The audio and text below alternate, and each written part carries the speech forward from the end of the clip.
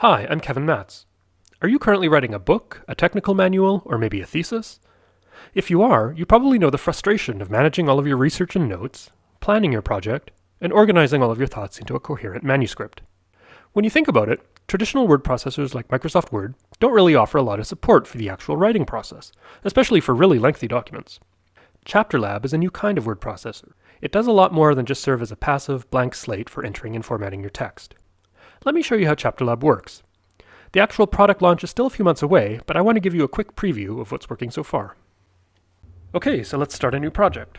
I'm personally writing a book of my own, so I'll use that as an example. The title of my book is Designing Usable Business Applications.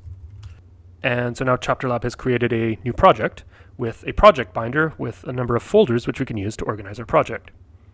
When you start writing a book, it's always a good idea to do some initial planning, and so I'm going to start by creating some goals for myself. One of my goals is I want to write the best book on usability. Another goal is I want to sell 1,000 copies in the first year. Now, most creative projects also have requirements or constraints that you need to think about, and so if you want to record some, you can do that under the requirements folder. In my case, the book length should be between 400 and 600 pages, and my book also needs a case study. So now I have some requirements. You should also think about who's going to read your book, and so we can define some audience profiles. So in my case, product managers might read my book, user interface designers, and programmers. And of course I can write a description of what their needs might be. Now, when you're planning your project, it's always useful to create a to-do list. And so ChapterLab offers a task list folder where I can create some tasks for myself. So one of my tasks that I need to do is do research on visual design. I can set a priority, I can enter a target date and maybe some notes. I can also create further tasks like I need to create a cover design. And while I can create general tasks like this, I can also create tasks that are attached to different objects in the binder. So for instance, I can go here, I can say attach new task or to do, and I can say, well, I need to figure out my target word count for the book. And maybe I should determine cover price for the book. And for my case study, well, I need to eventually choose a case study. So now the advantage of this is that I have a tasks view at the bottom. And when I select something in the binder, it will show the tasks that are relevant for that object. So here, when I click on book length should be 400 to 600 pages, it shows the relevant tasks. When I click here, it shows relevant tasks. And if I click on a folder, it will show all of the relevant tasks for all of the objects in that binder. And it works if I go all the way up to the top, it will show all of the tasks all together. Now, some of these tasks might get completed at some point, so I can mark them as checked off. And then if I go back, well, here, maybe I want to show only the uncompleted tasks, filter that out. So I'm just going to save my project. I should also mention that this tasks view and all of these other views can be hidden if I choose to get them out of the way, or I can move them to different locations on the screen. It's very flexible in that way. Okay, so I'm going to continue with my book project. Maybe the next thing that I'll do is I'll take some notes from a bibliographic source. Maybe this is sort of an academic book. So I've got an article from an academic journal that I will enter here. Questionnaires as a software evaluation tool. I've copied in the title. Now if I expand this, you'll see underneath, as I type, the bibliographic reference is generated automatically. So as you can see, as I type in more of the details, it's updated. And I'll just enter, whoops, root RW, Draper S. So now it's correctly formatted this reference in the Harvard style. Obviously in the future we'll add support for further styles like APA. And now that I've got this bibliographic source, I can refer to it whenever I take notes, or I can use citations in my manuscript. So if I go to brainstorming research notes, this is where I can just take general notes, and this creates a text block which can have a header. I'll just say this is my notes on questionnaires. So I'm just going to copy in a quote from that document. I'll just put it here. Maybe I'll put a bullet point on that. And now I can insert a citation, a reference to that bibliographic source.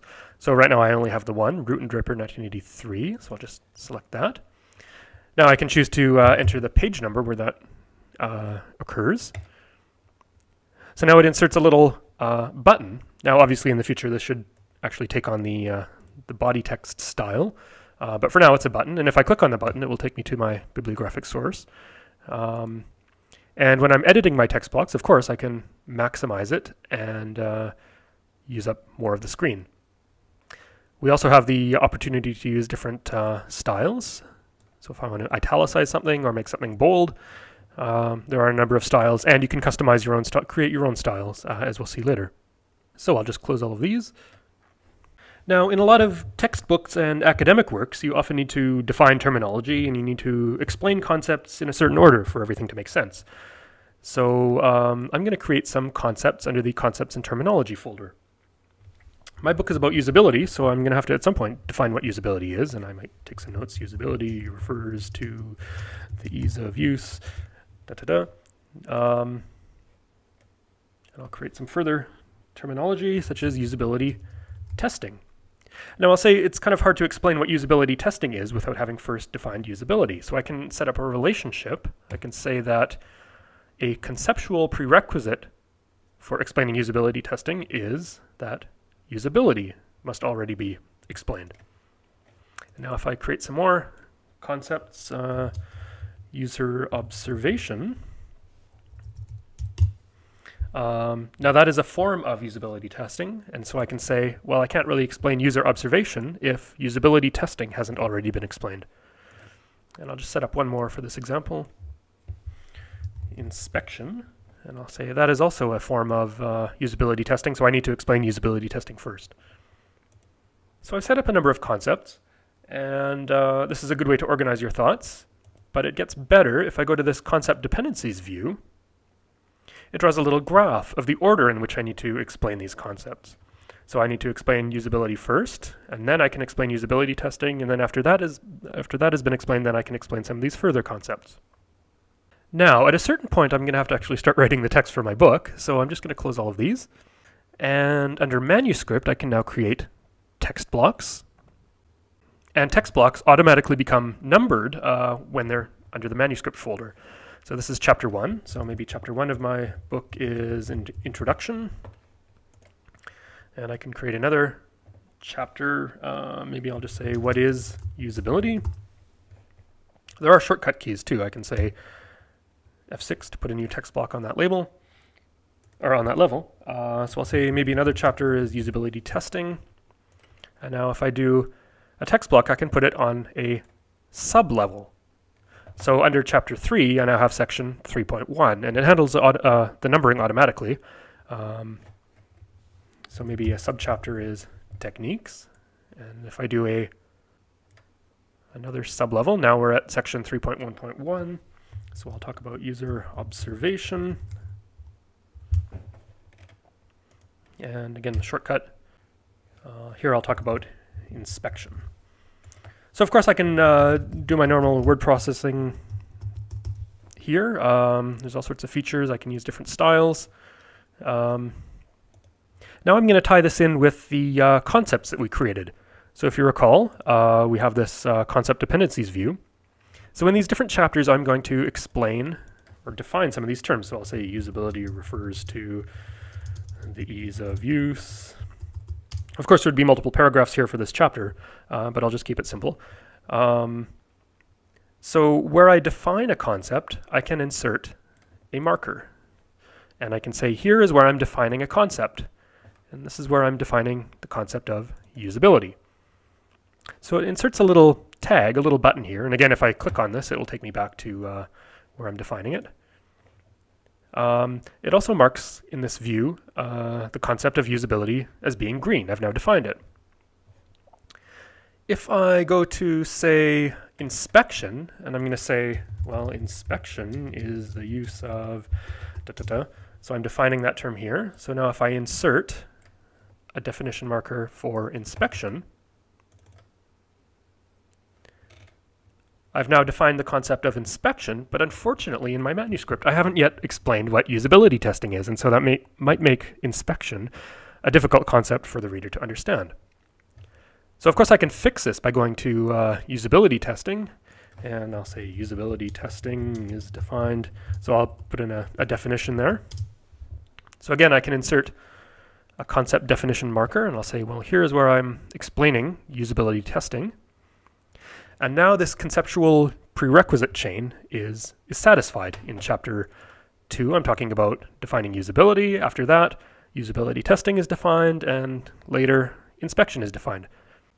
That's all good, but when you're writing a very lengthy, maybe 500-page textbook, you often find that you need to rearrange your chapters, and that's where traditional word processors like Microsoft Word don't really offer you much help, and this is where ChapterLab is a bit different. If I drag and drop, say, chapter 3 above chapter 2, it's going to renumber my chapters for me, but it will also point out that now usability testing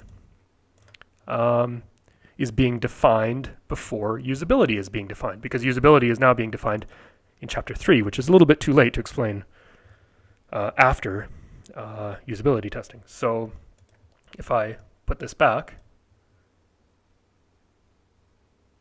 then again, now it shows that everything is in the proper order. Again, for this kind of very small example, it's kind of trivial and simple and may not make any sense, but for a very large document, it's very useful to have this sort of support for making sure that your explanations follow in a logical sequence. Now, I'm just going to show briefly that you can also change and create your own styles. There's an editor which lets you define different formats. And again, this program is very flexible in that you can split up your screen in different ways. So here's my, I'm using the style body text. If I go into the style editor and I change, say, the font size, it automatically reflects instantly in real time in all of the places where that style is used. And I can go ahead and change different header styles, and I can create my own styles as I see fit. Now, ChapterLab is not designed to be a full-featured layout program like InDesign or even Microsoft Word. It's intended to help you get through the difficult process of writing your first draft of your manuscript, and then from there, then it's easy to export it to other programs. Currently, we only have it working where we can export to HTML.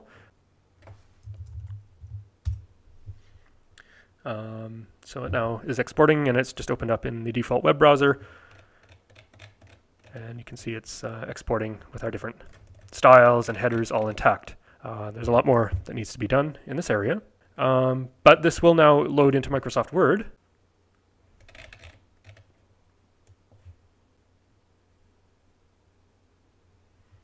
Okay, so now we have the document opened in Microsoft Word, and we can continue to edit it here. We will, of course, add support for exporting directly into Microsoft Word doc format and RTF. That's still coming. So ChapterLab is still in development. There's still a lot of features that need to be completed before we can release the first version, but I hope this gives you an impression of what ChapterLab is all about. Now, if you'd like to get your hands on a free early access copy, a beta copy of ChapterLab, please sign up for the newsletter and you'll get an invitation. ChapterLab will be available in both Windows and Mac OS X versions. That's it. I'm Kevin Matz at Winchelsea Systems. I thank you for watching.